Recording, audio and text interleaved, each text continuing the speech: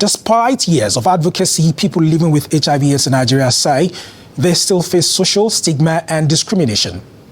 In commemoration of this year's World AIDS Day, Gist Nigerians Vivian and Oguche met some of them who talked about their everyday life experiences, access to healthcare, employment, social support, and more.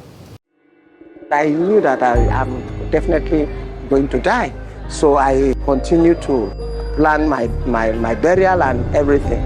They would tell me, go to the junction, pick sand, boil it and drink. I will drink. You are strong and you drink a lot of kai agbo that you cannot be infected. Who says? A health condition misunderstood by many. Yet, persons living with HIV cling on to hope, their stories oozing with resilience.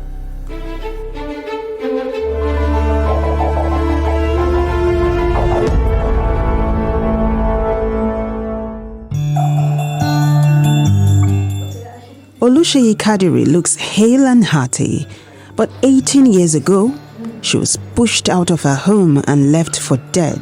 They've rejected me in the hospital, and now I'm going home.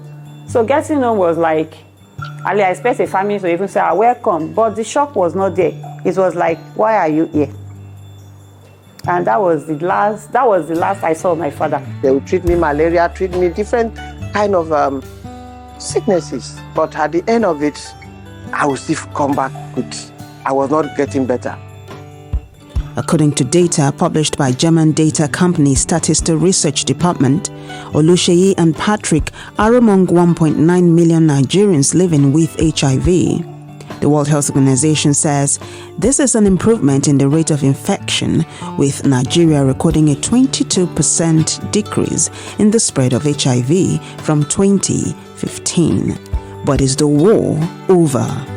The war is not over. It's just that we need to continue to remind ourselves of all the things to do. Can say it's progressive, but compared to other countries, we are still very far from where we are supposed to be. It's no longer that kind of picture that people used to paint in those days of one skinny person. No. Things have actually improved. While the virus seems to have been reined in, what is the level of awareness among average Nigerians? HIV is still a pandemic. No, I don't think it's a pandemic in Nigeria again. No, because the knowledge has been spread. For this person living with HIV, stigma and discrimination remain persistent barriers. I was the coordinator of the support group at NIMA, at Nigerian Institute of Medical Research. So they called me to speak on behalf of people living with HIV. It was a kind of stand-off party. I left some people on the table. We were sitting in a round table. Nobody knew who was who. So when they called me to come to the podium to speak, I went, I collected the mic, I spoke. I spoke on behalf of people living with HIV. But when I came back, there was nobody on that seat again. For me, I have fought stigma, I have overcome stigma, and I have conquered stigma. Anything that has to do with behavior is going to be stigmatized because, for example, we know that a certain percentage of people that got infected got through one form of sexual activity or the other. And you know the issue of sex in Africa, even in the world, raises eyebrow. But for average Nigerians, being around persons living with HIV is no longer a scary prospect, as was the case a few decades ago. Anyone with HIV is still a human being and need not to be stigmatized. You show them love. You make them understand the fact that it's not the very day you contact AIDS that you die, HIV that you die. Someone I know of that contracted AIDS some years ago, an elderly man, but he lived, grew old and died. Normal death.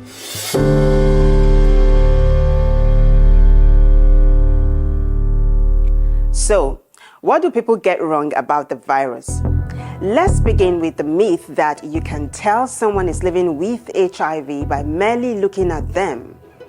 No, that's not true, because it's not something written on the forehead or you walk about it or like a placard. Another myth is that HIV only affects certain sexual orientations. Heterosexuals, homosexual, there's nobody that can get it. So far you're exposed to the anal area or the other parts that, there can be exchange of fluids. Conspiracy theorists also say that HIV affects fertility. So even in the healthcare system, they are not very clear on on how HIV affects goes with the reproductive health of women. Another commonplace myth is that if both partners are HIV positive, there is no need for condoms.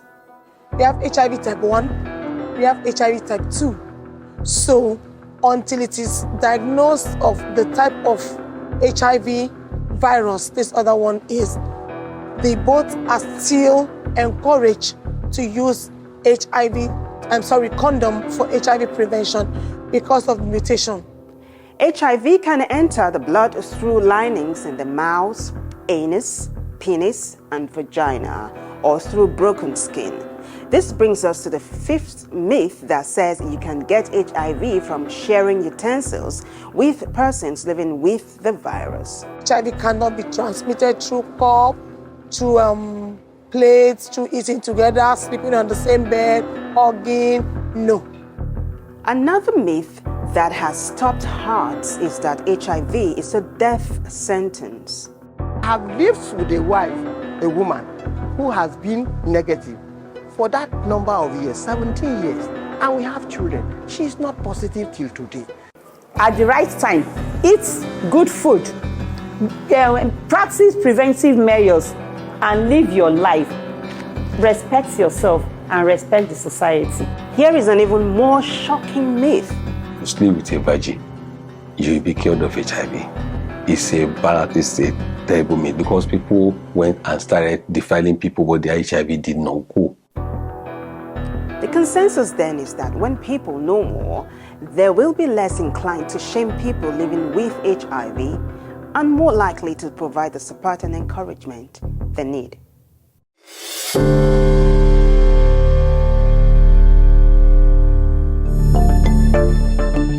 During the 2000s, major initiatives among donor countries brought treatment to the poor with the help of host countries.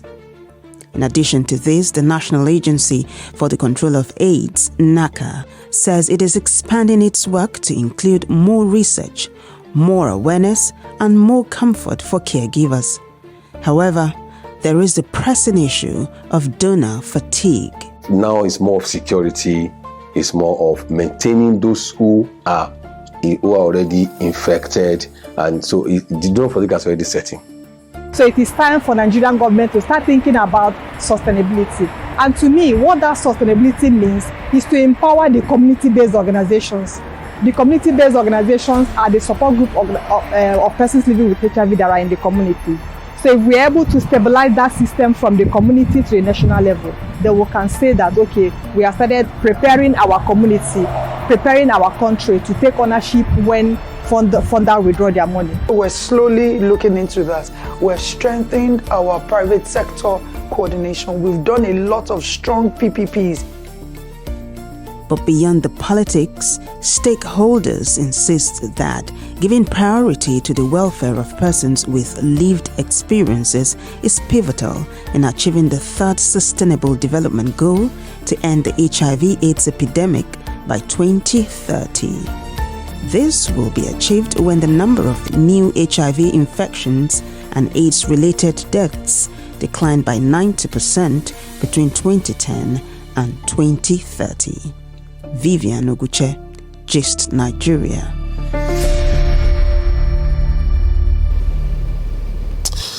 There is absolutely no need to discriminate against people living with HIV/AIDS. Do you have an HIV story to tell? Be part of this conversation. Tweet at us at Gist Nigeria TV. Would like to hear from you.